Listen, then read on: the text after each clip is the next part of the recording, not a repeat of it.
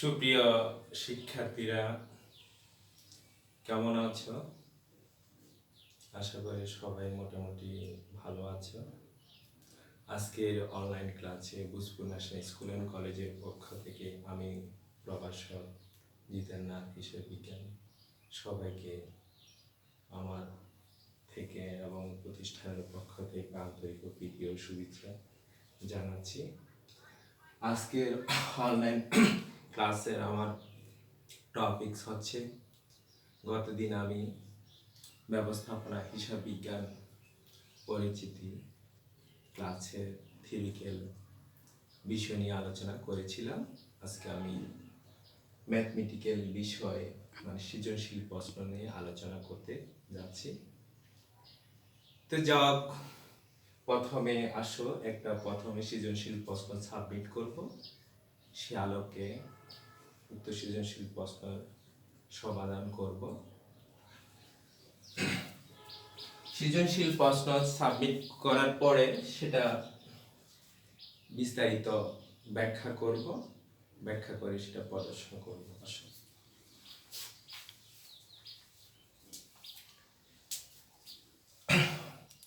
সাগর company লিমিটেডের বার্ষিক উৎপাদন এবং বিক্রয় 25,000 একক, বার্ষিক স্থায়ী ব্যয় 1,50,000 টাকা, একক প্রতি বিক্রয় মূল্য 20 টাকা, একক প্রতি পরিবর্তনশীল ব্যয় 10 টাকা। তো আমার করণীয় হচ্ছে কি, 1 নাম্বার একক প্রতি কন্ট্রিবিউশন মার্জিন নির্ণয় করো। 2 নাম্বার সমচ্ছেদ বিন্দু একক নির্ণয় করো। 3 নাম্বার সমচ্ছেদ বিন্দু টাকায় নির্ণয় করো। 4 নাম্বার মোট বিক্রয় নির্ণয় করো। 5 নাম্বার নিরাপত্তা প্রান্ত নির্ণয় করো। 6 নাম্বার নিরাপত্তা প্রান্ত অনুপাত নির্ণয় করো। 7 নাম্বার হচ্ছে কোম্পানির লাভের পরিমাণ নির্ণয় করো। 8 নাম্বার আয় বিবরণীর মাধ্যমে সমচ্ছেদ বিন্দুতে বিক্রয়ের সত্যতা যাচাই করো। এ হচ্ছে প্রশ্ন। এই প্রশ্নটাকে আমি প্রথমে সময়ের প্রেক্ষাপটে করে ফেলেছি। এই প্রশ্নটা আমি ব্যাখ্যা করব, বিশ্লেষণ করে জিনিসটা বুঝিয়ে দেব, কোথা থেকে উৎপত্তি ঘটলো এবং কিভাবে সেটা সমাপ্তি ঘটলো, সেটা আমরা বিস্তারিত আলোচনা করতে যাব। তো আমার আজকের প্রশ্নের প্রথম প্রশ্ন হচ্ছে 1 নাম্বার একক প্রতি কন্ট্রিবিউশন মার্জিন। একক প্রতি কন্ট্রিবিউশন মার্জিনকে আমরা কি নামে চিনতে পারি? একক প্রতি কন্ট্রিবিউশনকে আমরা বলতে পারি একক প্রতি দত্তাংশ, একক প্রতি অনুদান, একক প্রতি অবদান। ঠিক আছে? তাহলে একক প্রতি কন্ট্রিবিউশনের সূত্র হচ্ছে কি, একক প্রতি বিক্রয় মূল্য থেকে একক প্রতি পরিবর্তনশীল ব্যয় বাদ দিলে আমরা কি পাবো? একক প্রতি কন্ট্রিবিউশন মার্জিন পাবো। তাহলে আসো প্রথমে একক প্রতি কন্ট্রিবিউশন মার্জিন, তাহলে কি একক প্রতি বিক্রয় মূল্য মাইনাস একক প্রতি পরিবর্তনশীল ব্যয়। তাহলে আমার প্রশ্নে একক প্রতি বিক্রয় মূল্য কত? 20 টাকা। তার একক প্রতি পরিবর্তনশীল ব্যয় কত? 10 টাকা। তাহলে 20 থেকে 10 বাদ দিলে আর 10 টাকা। তাহলে আমি প্রথম প্রশ্নের কি সমাধান পেলাম। এবার আসো 2 নাম্বার বলেছি কি, সমচ্ছেদ বিন্দু একক নির্ণয় করো। তাহলে সমচ্ছেদ বিন্দু একক নির্ণয় করো কথাটার অর্থ হচ্ছে সমচ্ছেদ বিন্দু একক দ্বারা কি বোঝাচ্ছে? সমচ্ছেদ বিন্দু দ্বারা একটা প্রতিষ্ঠানের একক দ্বারা কি বোঝাচ্ছে? একক দ্বারা প্রতিষ্ঠানের মানে কয়টা পণ্য সে বিক্রি করেছে তার সংখ্যা বোঝাচ্ছে। তাহলে কি বললাম? সমচ্ছেদ বিন্দু একক, যাকে বলি কি সমচ্ছেদ বিক্রয় একক, সমচ্ছেদ বিন্দু বিক্রয় একক। তার সূত্র হচ্ছে কি স্থায়ী ব্যয় ডিভাইডেড বাই একক প্রতি কন্ট্রিবিউশন মার্জিন। তাহলে আমার স্থায়ী ব্যয় কত আছে? আমার স্থায়ী ব্যয় আছে 1,50,000 টাকা, আর একক প্রতি কন্ট্রিবিউশন পেয়েছি কত? 10 টাকা। তাহলে আমি কি স্থায়ী ব্যয় 1,50,000 বসাইলাম, তারপর কত নিচে কন্ট্রিবিউশন মার্জিন কত 10 টাকা, তাহলে 1,10,000কে এই 1,50,000কে 10 দিয়ে ভাগ করলে হচ্ছে 15,000 একক। এটা হচ্ছে কি সমচ্ছেদ বিন্দু একক মানে সংখ্যা। তাহলে কত বিক্রয় সংখ্যা হচ্ছে কত 15,000 একক। এরপরে 3 নম্বর বলেছে দেখো সমচ্ছেদ বিন্দু টাকায় নির্ণয় করো। তাহলে এবার বলতে পারি কি সমচ্ছেদ বিন্দু টাকা মানে কি, আমি যে 15,000 একক পণ্য উৎপাদন করেছিলাম সে পণ্য বিক্রি করেছিলাম এবং সে 15,000 এককের পণ্য মূল্য কত টাকায় দেব বললে যত পণ্য উৎপাদন করেছি যত পণ্য বিক্রি করেছি সে পণ্যের বিক্রয় মূল্য নির্ণয় করার জন্য কত মানে বিক্রয় কত হাজার টাকা বিক্রি করেছি তার অ্যামাউন্ট নির্ণয় করার জন্য কি টাকায় সমচ্ছেদ বিন্দু টাকায় সেটা নির্ণয় করতে হবে।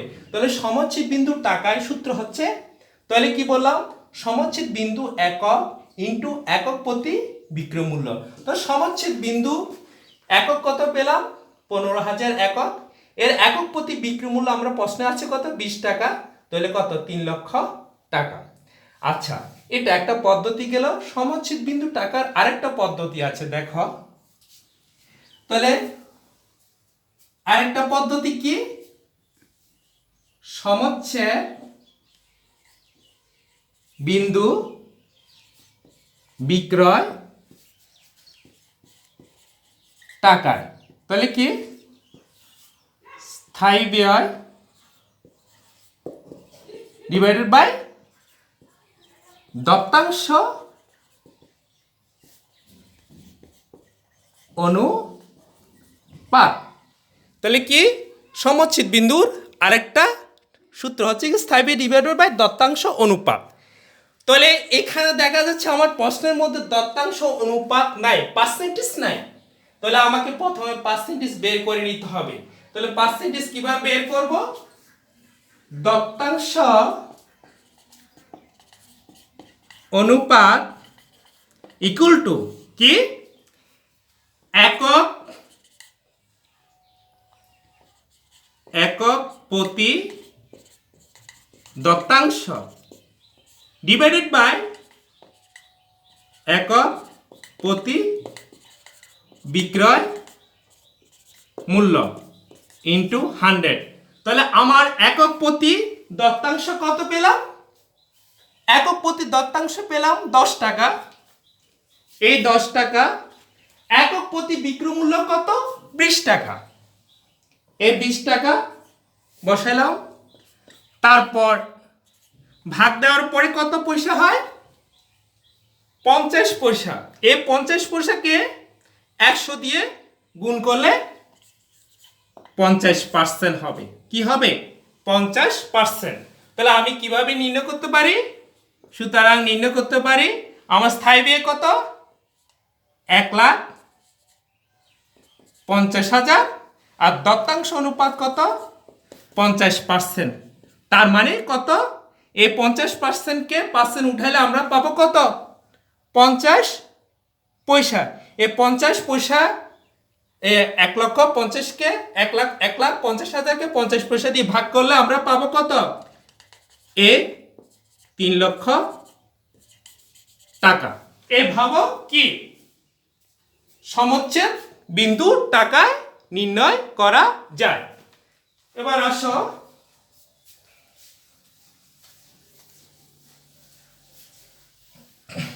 এরপরে আমার 4 নম্বর প্রশ্ন, মোট বিক্রয় নির্ণয় করো। তাহলে মোট বিক্রয় সূত্র কি, মোট বিক্রয় ইকুয়াল টু বিক্রয় একক, আমার প্রশ্নে বিক্রয় একক কত আছে 25,000 একক আছে।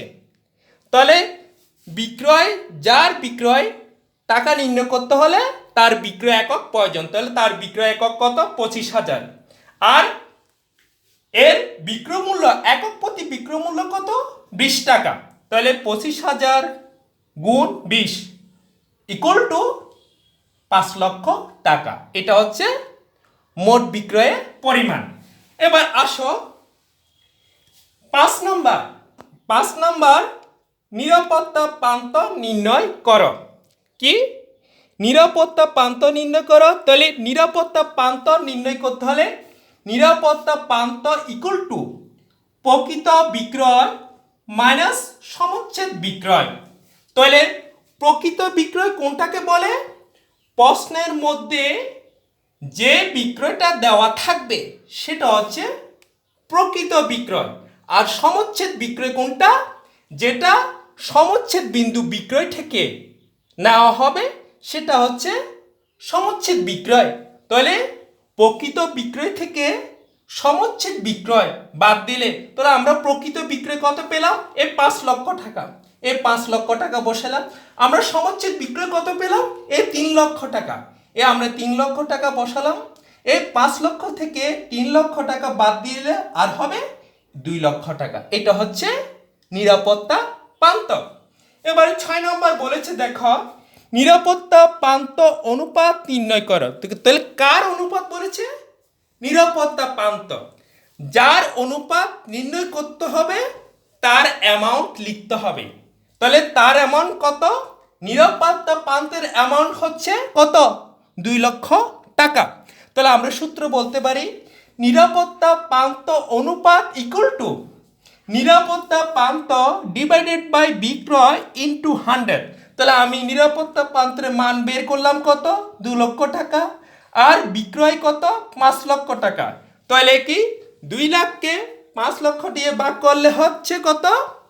40 পয়সা। এই 40 পয়সাকে 100 দিয়ে গুণ করলে 40% পরিণত হবে। তাহলে নিরাপত্তা প্রান্তের অনুপাত কত? 40%। ঠিক আছে। তাহলে সমস্ত অঙ্কের মূল বিষয় হচ্ছে বিক্রয়। বিক্রয়ের উপর ভিত্তি করে আমি নিরাপত্তা প্রান্ত বের করব। তাহলে বিক্রয় 5 লক্ষ, 5 লক্ষের মধ্যে কত পার্সেন্ট প্রয়োগ করলে আমি কি পাবো?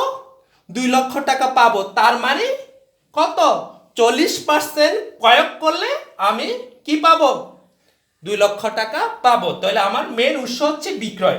এর জন্য সূত্র বলেছে কি নিরাপত্তা প্রান্ত ডিভাইডেড বাই বিক্রয় ইনটু 100। এই গেল কত নম্বর প্রশ্ন? 6 নম্বর প্রশ্ন। 7 নম্বর প্রশ্নে আসো, কোম্পানির লাভের পরিমাণ নির্ণয় করো।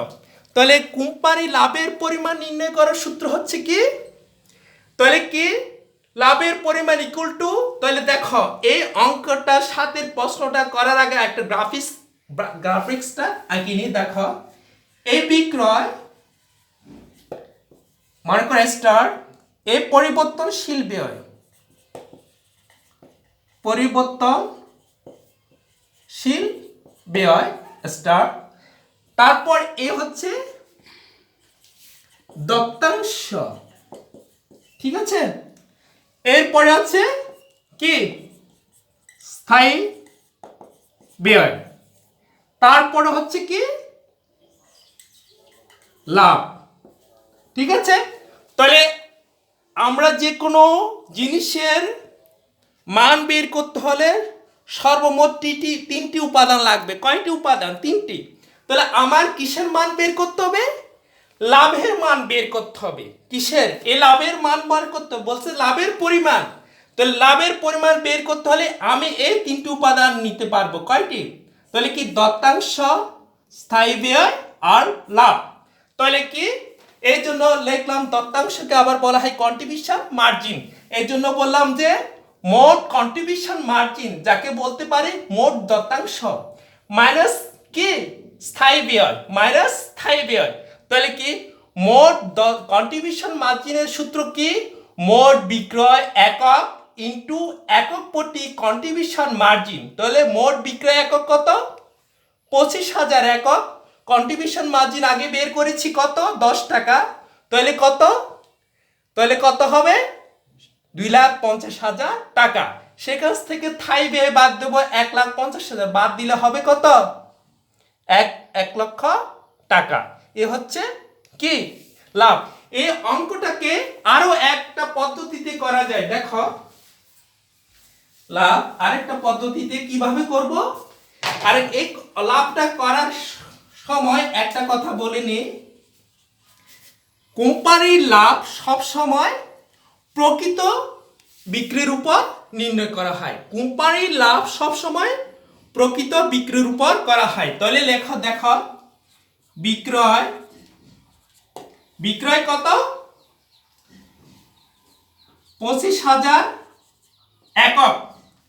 তার বিক্রয় মূল্য কত? 20 টাকা। তাহলে কত? 5 লক্ষ টাকা মাইনাস পরিবর্তনশীল ব্যয় কত? 25,000 পরিবর্তনশীল ব্যয় কত ছিল? পরিবর্তনশীল ব্যয় ছিল 10 টাকা। তাহলে কত? 2,50,000 টাকা। তাহলে 5 লক্ষ থেকে 2,50,000 বাদ দিলে আর থাকে 2,50,000 টাকা। তাহলে এটাকে বলা হয় কি? দত্তাংশ বা কন্ট্রিবিউশন মার্জিন। এখান থেকে তুমি বাদ দাও কি? স্থায়ী ব্যয়। তাহলে কত? স্থায়ী ব্যয় কত আছে? 1,50,000 টাকা। এই 1,50,000 টাকা। তাহলে আমার লাভ কত? এই 1 লক্ষ টাকা। এইভাবেও অঙ্কটা করা যায়। তাহলে লাভ সব সময়, প্রতিষ্ঠানের লাভ সব সময় কি? প্রকৃত বিক্রির উপরে, প্রকৃত বিক্রয়কের উপরে ডিপেন্ড করে নির্ণয় করতে হবে। এই সাতের এই পদ্ধতিতে করলে অঙ্ক 1 লক্ষ টাকা আসবে। আবার নিচের এই পদ্ধতিতে করলেও কত? লাভ 1 লক্ষ টাকা আসবে। আসো, হ্যাঁ 8 নম্বর দেখো, আয় বিবরণীর মাধ্যমে সমচ্ছেদ বিন্দুতে বিক্রয়ের সত্যতা যাচাই করো। 8 নাম্বার। তাহলে কোম্পানির সত্যতা যাচাই মানে, সত্যতা যাচাই মানে কথাটার অর্থ হচ্ছে কোম্পানির সেখানে কি লাভও হবে না, লোকসানও হবে না। মানে কি?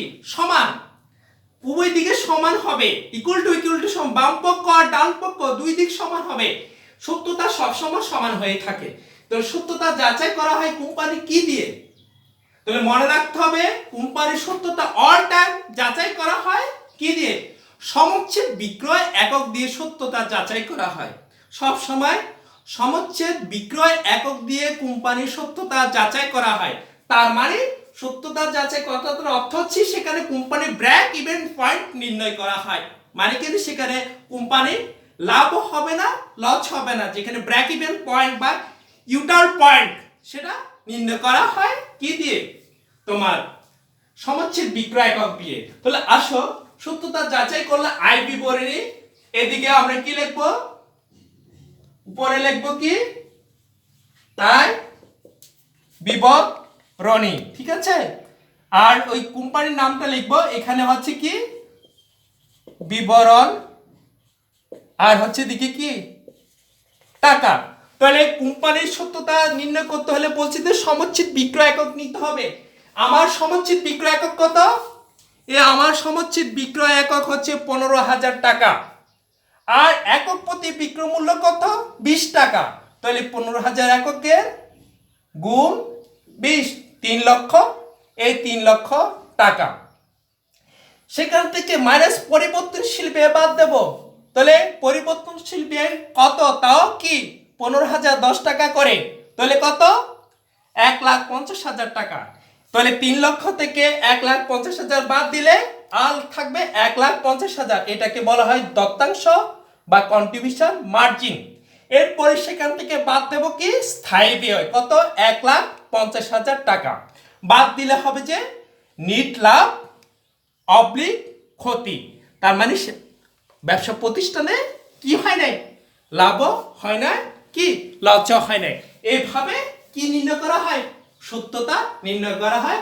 আমি আবার বলতেছি, কোম্পানির সত্যতা নির্ণয় করা হয় সমচ্ছেদ বিক্রয় একক নিয়ে। এই গেল প্রথম কথা। আর দ্বিতীয় কথা, 7 নম্বর অঙ্কের মধ্যে বলেছি কোম্পানির লাভ নির্ণয় করা হয় সব সময় কি নিয়ে? প্রকৃত বিক্রয় একক নিয়ে। লাভ কোনোদিন কোম্পানির জিরোটার পয়েন্টের ক্ষতিতে আসে অথবা কি লসে আসে, সেখানে কিন্তু লাভের ক্ষেত্রে কোনো কি হয় না, 0 পয়েন্ট হয় না। একমাত্র কি সত্যতা যাচাইয়ের ক্ষেত্রে 0 পয়েন্ট হয়, মানে মিলে যায়। ঠিক আছে, তো যাক সুপ্রিয় শিক্ষার্থীরা, আজকে এ পর্যন্ত। এই টপিকসটা করার পরে আমি আশা করতেছি তোমরা এই অঙ্কগুলো বিস্তারিতভাবে বুঝতে পেরেছো। আশা করি সবাই ভালো থাকবে এবং সুস্থ থাকবে। আজকের টপিকস এখানে ইতি টানলাম। সবাইকে ধন্যবাদ। ওকে।